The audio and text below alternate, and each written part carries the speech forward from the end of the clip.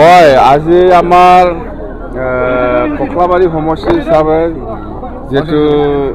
নিৰ্বাচনৰ যেটো বটা সমষ্টি হিচাপে খুব ভাল মই দেখিছো এই ককলাবাৰী সমষ্টি হিচাপে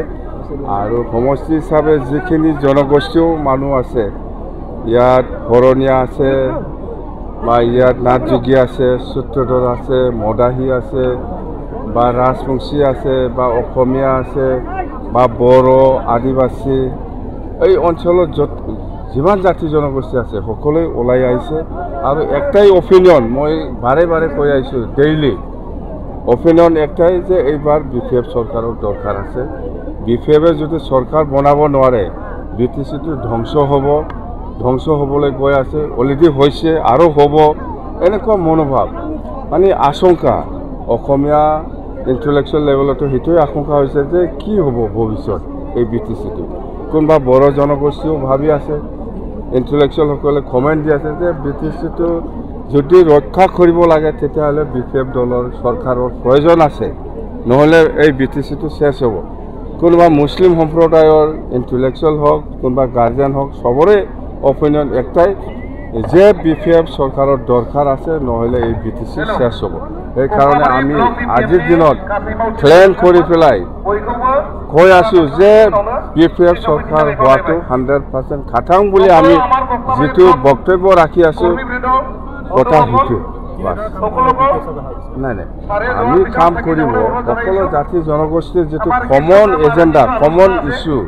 এইটো হ'ল মাটিৰ পট্টা মাটিৰ কাগজ পত্ৰ পোৱা নাই পাট্টা পোৱা নাই সেইটো ইছ্যু লৈ পেলাই সকলো জাতি জনগোষ্ঠীয়ে মোক অপিনিয়ন দি আছে আপুনি যিটো এজেণ্ডা লৈছে কাম কৰিবলৈ সেইটো খুব ভাল সকলো জাতি জনগোষ্ঠীৰ লগত এই সমস্যাটো আছে সেইকাৰণে এইটো আপুনি কৰক আমি আছোঁ ৰঞ্জিত দাসটোতো তাৰ ব্যক্তিগত অপিনিয়নহে ৰাইজৰ অপিনিয়ন লৈ পেলাই কওক আমি যেনেকৈ সকলো জাতি জনগোষ্ঠীৰ ৰাইজৰ অপিনিয়ন লৈ পেলাই কথাটো কৈছে এনেকুৱা কওক ইয়াৰতো ৰঞ্জিত দাস ডাঙৰীয়া কি কৈছে এইটো মন্ত্ৰী হয় কিন্তু ৰাইজৰ অপিনিয়নটো সেইটো নহয় বিপিএফে মই নকম কিমান পাব মই নকম কিন্তু আমি বিচাৰাতকৈ বেছি পাব ইউপিএফটো 0 মুখ্যমন্ত্ৰী কৈছে বিজেপি প্ৰথম থাকিব বিপিএফ 2 নম্বৰ থাকিব বুলি কৈছে এইটোতো ব্যক্তিগত অপিনিয়ন দে কোনোবা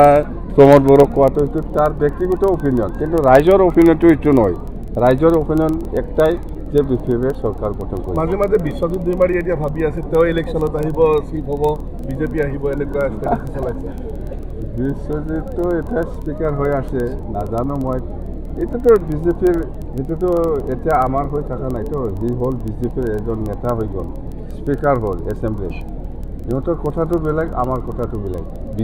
বিজেপিৰ লাইনৰ কথাটো ক'বই যে আমি চৰকাৰ গঠন কৰিম বিশ্বজিতে যিহেতু বিজেপি যিটো ক'বই আমি চিফ হ'ম কিন্তু ৰাইজে খাক চিফ বনাইতো 26 তাৰিখত দেখা যাওক